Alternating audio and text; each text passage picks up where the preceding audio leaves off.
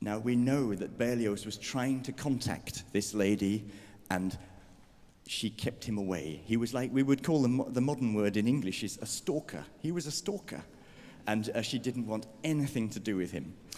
So he goes back home to his parents, and he tells his father, "Oh, I'm in love with an actress." And he thinks, "You idiot, you double idiot. You want to be a musician, you're in love with an actress." Oh, what a mess.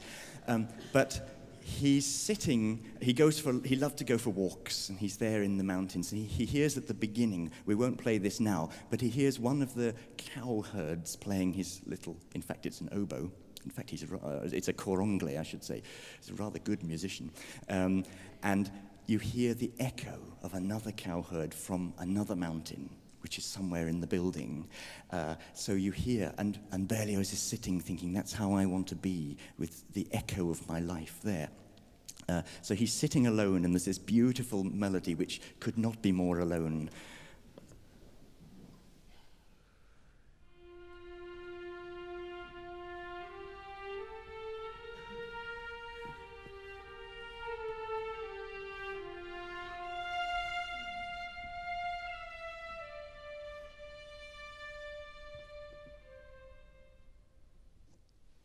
Absolutely beautiful thing.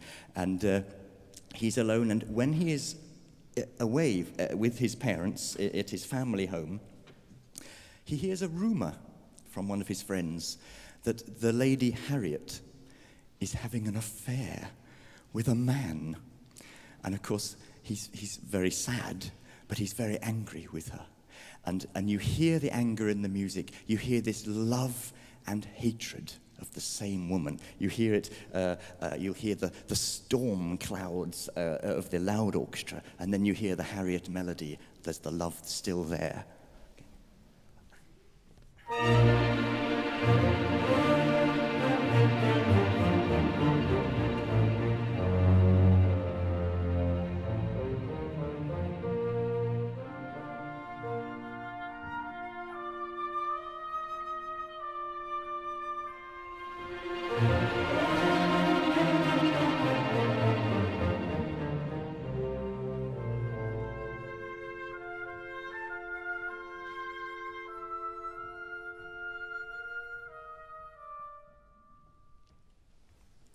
So he has this terrible tension inside, and the way he deals with it is to take drugs.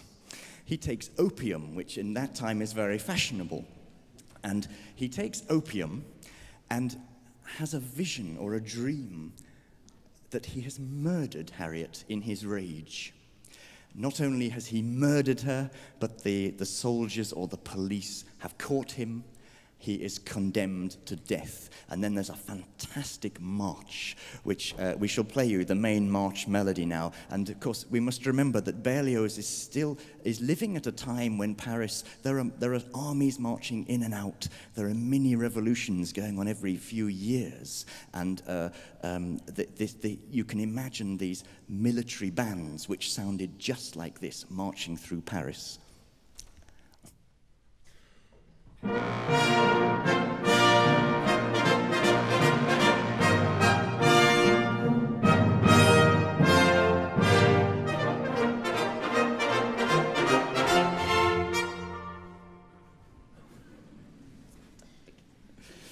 You see, they are marching him to his execution. And we will play you the moment of execution, because I must say, when I was young and first hearing this symphony, I was very excited at the idea that you could hear the execution. But I never could quite know where it was. So we're going to show you where it is.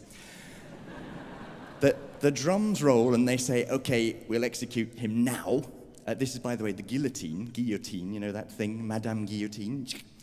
And so just before the execution, we hear the Harriet melody.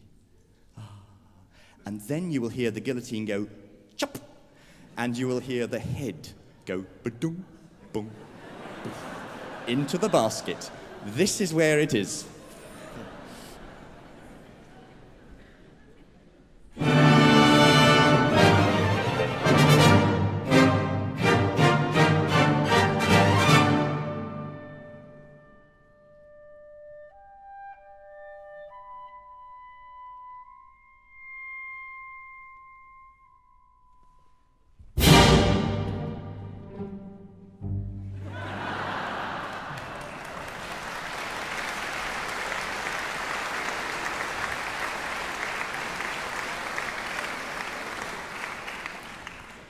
Now, Berlioz felt that's such a terrible dream, he needed more opium. So he takes more opium and has another vision.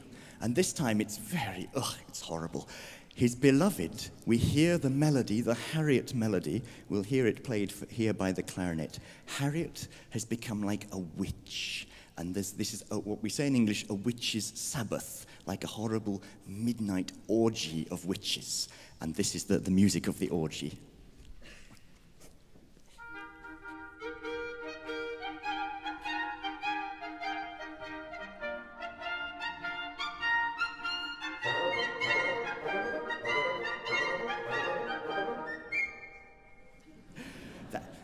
And this dance goes more and more wild. And in the middle of the dance, you hear two things. The first is the chant, which the monks and the priests would chant at a funeral. It's the Dies Irae. What's that? I looked it up, didn't I? Vredensdag. Vredensdag. And this is the real chant that you would hear at a French funeral at that time. If you went to Notre Dame, you would hear this. This is the Dies Irae.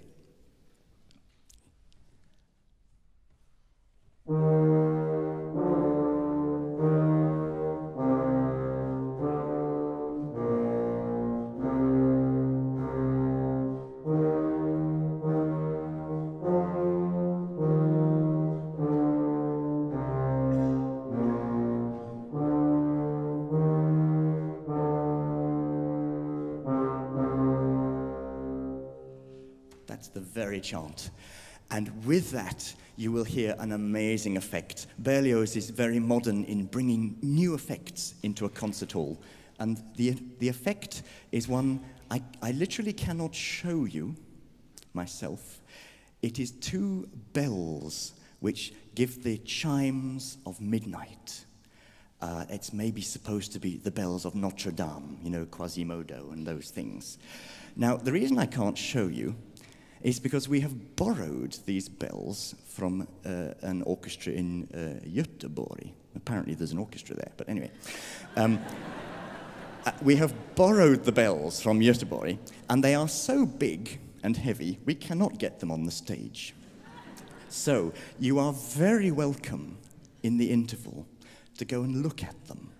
And I would recommend you do. If you pass down the front of the hall here, through that door, oh, Patrick is there, actually. Through that door, the bells are there. They're not going anywhere. And then you can easily get back in the hall by just going up the steps and through here, in case there are too many people. We can have a little one-way system there. But I would recommend you go and have a look at them. But I promise you that even if you do not see them, you will hear them. I promise you that.